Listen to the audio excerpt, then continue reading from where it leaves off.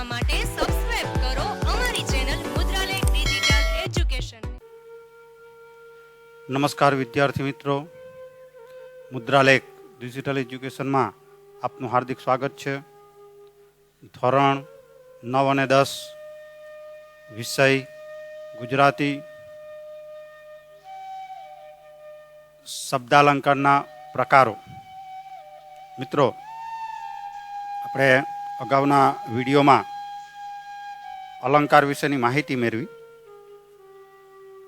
તેના પ્રકારો અંગેની ચર્ચા કરી, જેના બે પ્રકાર પડે છે, શબ્દાલંકાર અને અર્થાલંકાર। મિત્રો, શબ્દાલંકારના પેટા પ્રકાર છે અને અર્થાલંકારના પણ પેટા પ્રકારો છે। તો આપણે સૌથી પહેલા સરળથી થોડું કઠિન તરફ જઈએ એ સંદર્ભે સહેલા કહી શકાય તેવા આપણે શબ્દાલંકારના પ્રકારોની ચર્ચા કરીશું।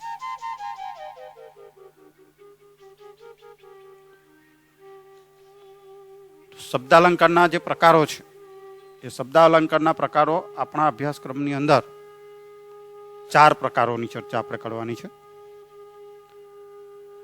પહેલો પ્રકાર છે વર્ણાનુપ્રાસ કે વર્ણ સગાઈ। બીજો અલંકાર છે યમક કે શબ્દાનુપ્રાસ અલંકાર।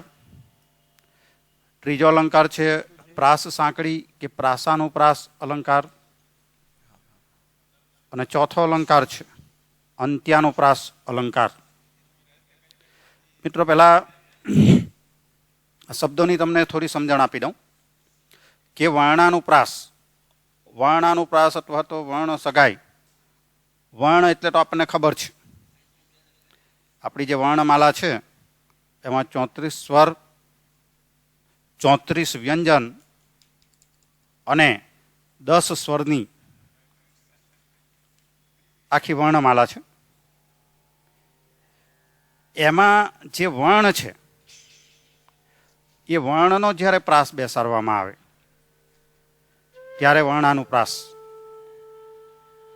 યમક એટલે કે શબ્દાનુપ્રાસ, જ્યારે શબ્દનો પ્રાસ બેસાડવામાં આવે, પેલામાં એક વર્ણ, આમાં આખો શબ્દ। પ્રાસ સાંકળી કે પ્રાસાનુપ્રાસ। પ્રાસ એટલે સરખાપણું રાખવું, એક પ્રકારનો લય એમાંથી પસાર કરવો। અને અંત્યાનુપ્રાસ એટલે પંક્તિને અંતે પ્રાસ બેસાડવામાં આવતો હોય કે 2 પંક્તિ આપેલી હોય, 4 પંક્તિ આપેલી હોય, ચાર પંક્તિઓના અંતનો જે શબ્દ છે એ ઉચ્ચારણની દ્રષ્ટિએ એક સરખા જેવા આવતા હોય, તેને અંત્યાનુપ્રાસ કહેવામાં આવે। તો આ ચારેય અલંકારોને ફરી પાછા આપણે વ્યાખ્યા સાથે વિગતવાર જોઈશું। પહેલો અલંકાર છે વર્ણાનુપ્રાસ અલંકાર, જેને વર્ણ સગાઈ પણ કહેવામાં આવે છે। એની વ્યાખ્યા છે,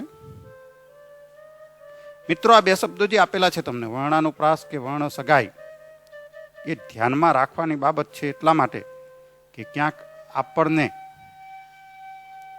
કન્ફ્યુઝ કરવા માટે વર્ણ સગાઈ પણ લખીને આપી દે કે ભાઈ વર્ણ સગાઈ અલંકારનું ઉદાહરણ જણાવો।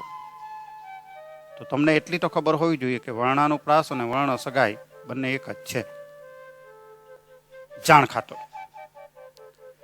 તેની વ્યાખ્યા છે, જ્યારે કોઈ પંક્તિ કે વાક્યમાં એકનો એક વર્ણ એટલે અક્ષર, આપણે 34 વ્યંજનો કીધા અને 10 જે સ્વરો કીધા, એમાંનો કોઈ પણ એકનો એક વર્ણ શબ્દના આરંભે પુનરાવર્તન પામે। શબ્દની શરૂઆતમાં પહેલા શબ્દમાં, બીજા શબ્દમાં, કદાચ એકાદ શબ્દને છોડીને ફરી પાછો, એવી રીતે, ત્યારે એને વર્ણાનુપ્રાસ કે વર્ણ સગાઈ અલંકાર કહે છે, અથવા તો વર્ણ સગાઈ અલંકાર તરીકે ઓળખવામાં આવે છે। ફરીવાર એકવાર ધ્યાનથી જોઈ લેજો કે જ્યારે એકનો એક વર્ણ કાવ્ય પંક્તિમાં કે વાક્યની અંદર એક કરતા કે એક કે બે કરતા કે 2 થી 3 વાર કે એનાથી પણ વધારે વાર આવર્તન પામે, પુનરાવર્તન પામે, ત્યારે વર્ણાનુપ્રાસ કે વર્ણ સગાઈ અલંકાર તરીકે તેને ઓળખવામાં આવે છે.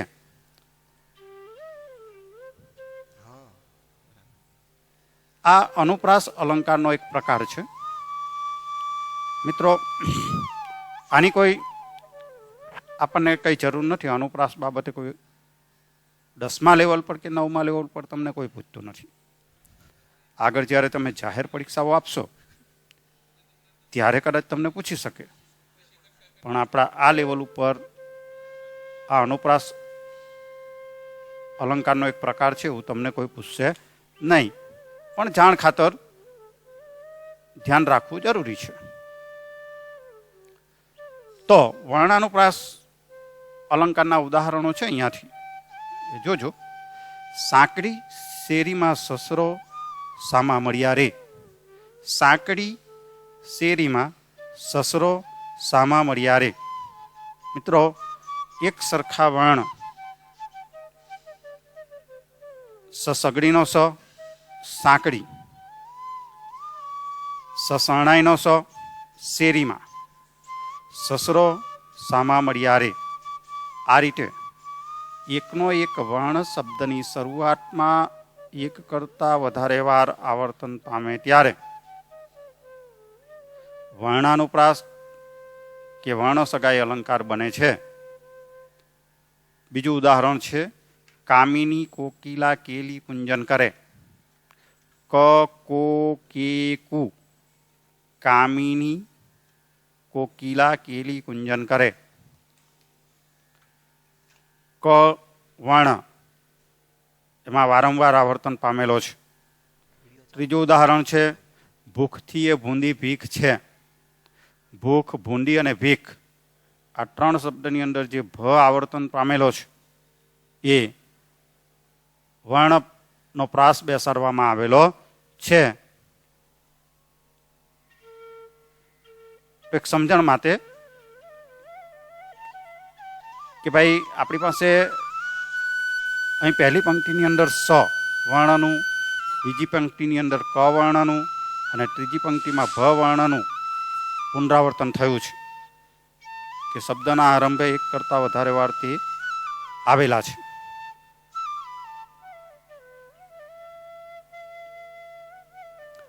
એવું સરસ એક ઉદાહરણ છે. કાકાએ કાકીને કહ્યું કે કાચના કબાટમાંથી કાચી કેરીનું કચુંબર કાઢ. એક જોરદાર અને જડબે સલાક ઉદાહરણ કહી શકાય, કારણ કે ઊંઘમાં ઉઠાડીને પૂછે ને તો પણ યાદ રહી જાય તેવું છે. કાકાએ કાકીને કહ્યું કે કાચના કબાટમાંથી કાચી કેરીનું કચુંબર કાઢ. ક એક કે એક શબ્દની અંદર આવર્તન પામેલો છે.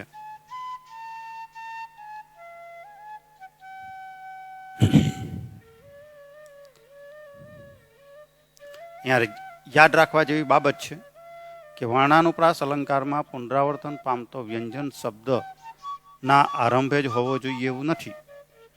શબ્દના મધ્ય કે અંતે પણ હોઈ શકે તો પણ તે વર્ણાનુપ્રાસ અલંકારનું જ ઉદાહરણ બને છે. એવું જરૂરી નથી કે શબ્દની શરૂઆતમાં તે હોઈ શકે. દાખલા તરીકે, નવલ રસ ધવલ તવ નેત્ર સામે પિતા કાલના સર્વ સંતાપ સામે. નવલ રસ ધવલ તવ નેત્ર સામે પિતા કાલના સર્વ સંતાપ સામે. તો અહીંયા જે લ છે, નવલ, ધવલ, આ 2 વર્ણો પણ એ વર્ણાનુપ્રાસ અલંકારના ઉદાહરણને સમર્થન આપે છે.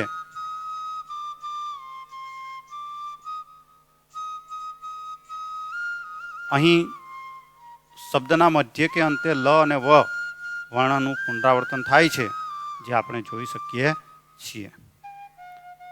મિત્રો, શબ્દાનુપ્રાસ અલંકારનો બીજો પ્રકાર, જેમાં યમક અથવા તો તેને શબ્દાનુપ્રાસ અલંકાર પણ કહેવામાં આવે છે.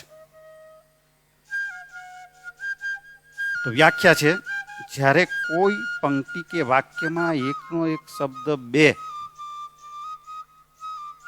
શબ્દ કે અક્ષર સમૂહ બે કે તેથી વધુ વાર આવતો હોય અને એ જગ્યાએ ભિન્ન ભિન્ન અર્થ ધરાવતો હોય અથવા ઓછામાં ઓછું એક સ્તરે એ શબ્દ અક્ષર સમૂહ અર્થ આપે એવો હોય ત્યારે યમક અલંકાર કહેવાય છે. અહીંયા વ્યાખ્યાને બહુ સરળ રીતે સમજવાની પ્રયત્ન કરીએ. યમક કે શબ્દાનુપ્રાસ અલંકારની વ્યાખ્યાને સરળ રીતે સમજવાનો પ્રયત્ન કરીએ કે ભાઈ કાવ્ય પંક્તિની અંદર આવતા જે શબ્દો છે એમાં કોઈ એક ચોક્કસ શબ્દ એક કે બે વાર આવર્તન પામે, બે વાર કે બે થી વધુ વાર પણ આવે, તો એ બંને જગ્યાએ આ બંને શબ્દ નો અલગ અલગ અર્થ થાય. ભિન્ન ભિન્ન એટલે અલગ અલગ અર્થ થાય. અને કોઈ એક જગ્યાએ કદાચ ક્યારેક અક્ષર સમૂહ તરીકે પણ આવી જાય ત્યારે યમક કે શબ્દાનુપ્રાસ અલંકાર બને છે. યમક કે શબ્દાનુપ્રાસ અલંકારમાં ફરીવાર એકવાર જોઈ લેજો કે કાવ્ય પંક્તિમાં એકનો એક શબ્દ બે કે બે થી વાર, બે કે બે થી વધારે વાર, બે વાર તો હોઈ શકે પણ બે કે બે થી વધારે વાર પણ આવે એટલે કે આવર્તન પામે અને એ શબ્દનો બંને જગ્યાએ અલગ અલગ અર્થ થાય, ભિન્ન ભિન્ન અર્થ ધરાવતો હોય એટલે કે અલગ અલગ અર્થ ધરાવે ત્યારે આવા અલગ અલગ અર્થ ધરાવતા એકના એક શબ્દવાળા જે વાક્યો કે કાવ્ય પંક્તિ છે તેવા ઉદાહરણને આપણે યમક કે શબ્દાનુપ્રાસ અલંકારના ઉદાહરણ તરીકે ઓળખાવી શકીએ. ઉદાહરણ છે યામિની વ્યોમસર માહી સરતી. યામિની વ્યોમસર માહી સરતી. યામિની વ્યોમસર એટલે કે આકાશ રૂપી સરોવર માહી સરતી. યામિની એટલે તો તમને ખબર છે રાત્રિ. વ્યોમસર આકાશ રૂપી સરોવરમાં માહી સરતી. અહીં બે વાર આવતો સર શબ્દ જુદા જુદા અર્થે આવેલો છે. એક તો સરોવરના અર્થે અને બીજું સરવું એટલે કે એક જગ્યાએથી પસાર થવું.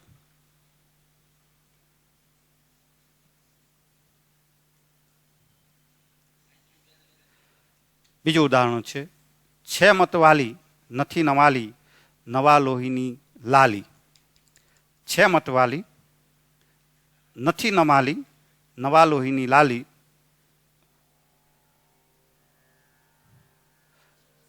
રચના રચનાર રે ઘણી કરુણાનું કરુણા કરો ધણી. રચના રચનાર રે રચનાર કરુણાનું કરુણા કરો ધણી. હે કરુણા કરનાર તમે કરુણા કરો એટલે કે કૃપા કરો. અહીંયા રચના એક અર્થમાં રચનાનો રચનાર, કરુણાણું તો કરુણાણું એટલે પણ આપણે ભગવાનના અર્થમાં જ વિચારીએ છીએ. એટલે આ રીતે એના અલગ અલગ અર્થ થાય છે. અહીં રચના અને કરુણા એ અક્ષર સમૂહો બે વાર આવે છે. એમાં એક વખત તો એ બીજા શબ્દના ભાગરૂપે છે. રચના અને કરુણા આ બંને વાર આવે છે પણ એક જગ્યાએ એ એક બીજા શબ્દના ભાગરૂપે આવે છે. એનો બીજો કોઈ અર્થ થતો નથી. મન ગમયંતી બોલ દમયંતી નડે પાડ્યો સાદ. મન ગમયંતી દમયંતી નડે પાડ્યો સાદ.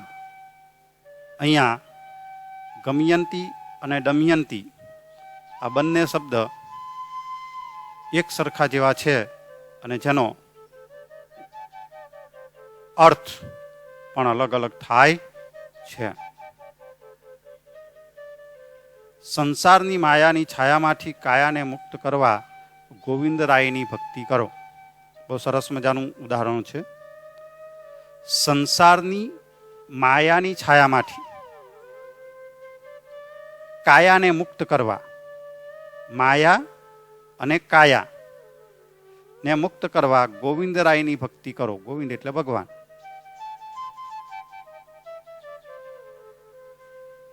સુલતાનના મોકલેલા બે મિયા ગુલતાનમાં મુલતાન જતા હતા. સુલતાન એટલે રાજા, મોકલેલા બે મિયા, મિયા એટલે મુસ્લિમ, ગુલતાનમાં એટલે પોતાની મસ્તીમાં. સુલતાન, ગુલતાન અને મુલતાન. મુલતાન એટલે શહેર પણ છે. જતા હતા. સ્નેહધન કુસુમવન વિમલ પરિમલ ગહન નિજ ગગન માહે ઉત્કર્ષ પામે. સ્નેહધન કુસુમવન વિમલ પરિમલ ગહન નિજ ગગન માહે ઉત્કર્ષ પામે.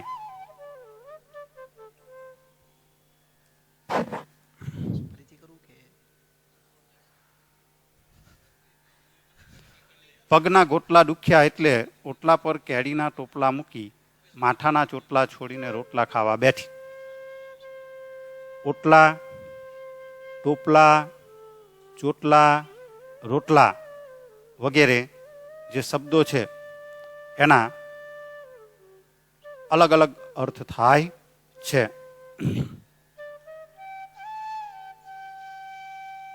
અહીંયા સરળથી યાદ રહી જાય ને એવું બહુ સરસ એક ઉદાહરણ તમને આપું કે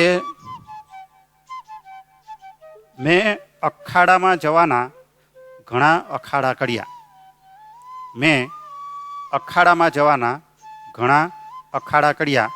મિત્રો, 8મા ધોરણમાં તમારે ગાંધીજી વાળો જે પાઠ આવે છે એની અંદર અખાડામાં જવાના, અખાડા શબ્દ માટે આપણને ખબર છે કે કસરત કરવા જવા માટેનું એક સ્થળ. મેં અખાડામાં જવાના ઘણા અખાડા, અખાડા એટલે બહાનાઓ, ઘણા બહાનાઓ બનાવ્યા. આ એક બહુ સરસ યાદ રહી જાય તેવું ઉદાહરણ છે. હવે આપણો ત્રીજો અલંકાર છે પ્રાસાનુપ્રાસ અથવા તો પ્રાસ સાંકડી અલંકાર. મિત્રો, આપણી જે પંક્તિ છે એ પંક્તિ, એક પંક્તિમાં 2 ચરણ હોય અને 2 પંક્તિમાં 4 ચરણ હોય. તો પહેલું ચરણ અને બીજા ચરણ, આ 2 ચરણ વચ્ચે જ્યારે પહેલા ચરણનો છેલ્લો શબ્દ અને બીજા ચરણ જે શરૂ થાય તેનો પહેલો શબ્દ, આ 2 શબ્દો વચ્ચે જ્યારે પ્રાસ બેસાડવામાં આવે ત્યારે પ્રાસ સાંકડી અલંકાર બને છે.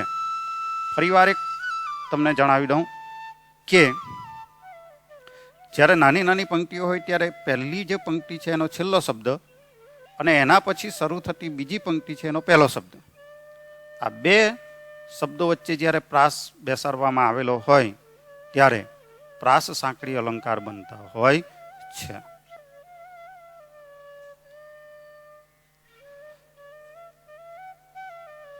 જ્યારે એક પછી એક આવતી 2 પંક્તિઓના કે ચરણના અંતે એક સરખા ઉચ્ચારણવાળા કે પ્રાસ દર્શાવતા સમાન વર્ણવાળા શબ્દો આવે તેને પ્રાસ સાંકડી અલંકાર કહે છે.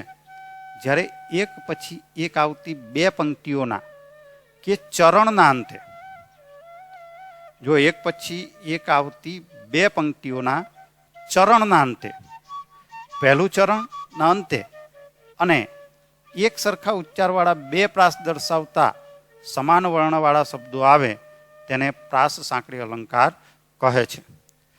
ચરણના અંતે અને બીજું ચરણ શરૂ થાય ત્યારે આ 2 ચરણો એક અંતે અને શરૂઆત થાય ત્યારના 2 શબ્દો વચ્ચેના પ્રાસ બેસાડવામાં આવે ત્યારે પ્રાસ સાંકડી અલંકાર બને છે. ઉદાહરણમાં આપણે વધારે સ્પષ્ટતા કરીશું. અહીંયા બહુ સરસ રીતે ખબર તમને આવશે. મહેતાજી નિસારે આવ્યા, લાવ્યા પ્રસાદને કર્યો ઓછવ. મિત્રો અહીંયા જોશો તો 2 ચરણની પંક્તિ છે આપણી પાસે. મહેતાજી નિસારે આવ્યા, આવ્યા શબ્દ, લાવ્યા પ્રસાદને કર્યો ઓછવ. લાવ્યા, આવ્યા અને લાવ્યા. આવ્યા એ પહેલી પંક્તિ પહેલા ચરણનો છેલ્લો વર્ણ છે અને લાવ્યા એ બીજી પંક્તિનો પહેલો વર્ણ છે, પહેલો શબ્દ છે. આ બંને શબ્દો વચ્ચે પ્રાસ બેસાડવામાં આવેલો છે એટલે એને પ્રાસ સાંકડી અલંકાર કે પ્રાસાનુપ્રાસ અલંકાર કહેવામાં આવે છે. મહેતાજી નિસારે આવ્યા, લાવ્યા પ્રસાદને કર્યો ઓછવ. ઓછવ એટલે ઉજાણી કરી.